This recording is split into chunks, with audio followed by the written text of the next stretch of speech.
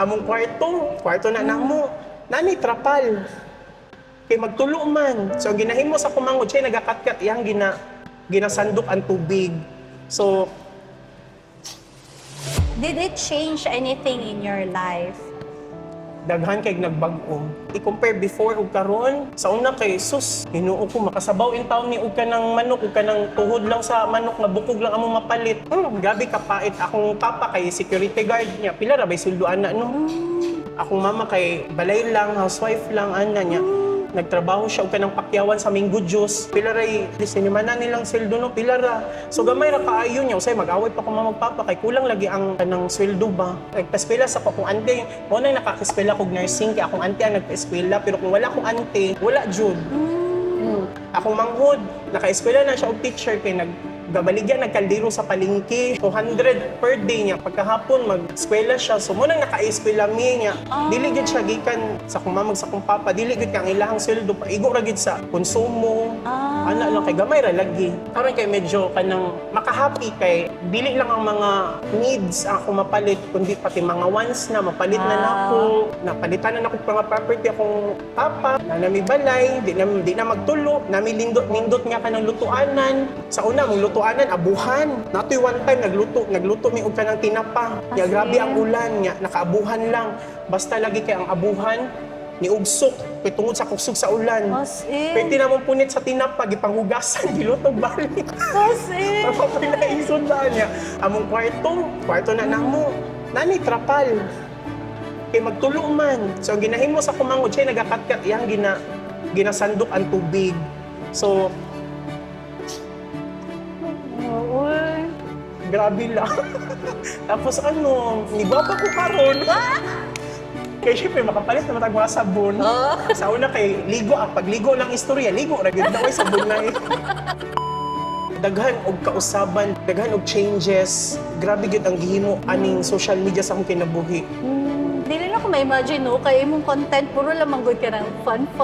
Di man gud ko ni kay ginashare ako mga private life sa social media tanan kay murag nagabilin bitaw ko.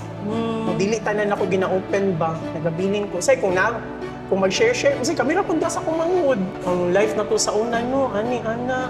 Napanice. Every time nga naami kahit small achievement lang kay makapalit lang mig aircon, makapalit mig ref. Always na wala na magud akong mama. Happy ko karon pero naay kulang.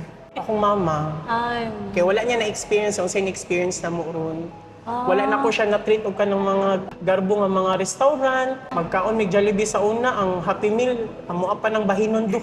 Hation kay uli kwarta, basta lang mapaadto lang nako siya sa Jollibee. Di may maka-grocery sa una og kanang parehas karon nga ginerosihan na mo nga di na mi mo tan-aw og kanang presyo. Mga 500 pesos. Di mo tan-aw presyo kana. Sige kana kuha. Wala niya na experience.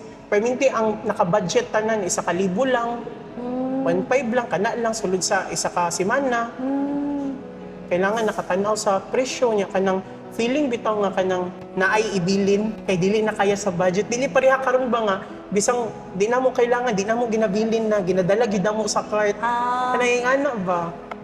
Before pandemic ba namatay mo mama? Before pandemic, 2018. So namatay mo mama a year after dito ka na viral? 2018, 2019, nag-viral death anniversary niya, mismong death anniversary niya. Basta ni mong mama ang murag siya ang naghatag og idea sa inyo. Siya mong guardian angel. Wow. What message would you want to give your followers?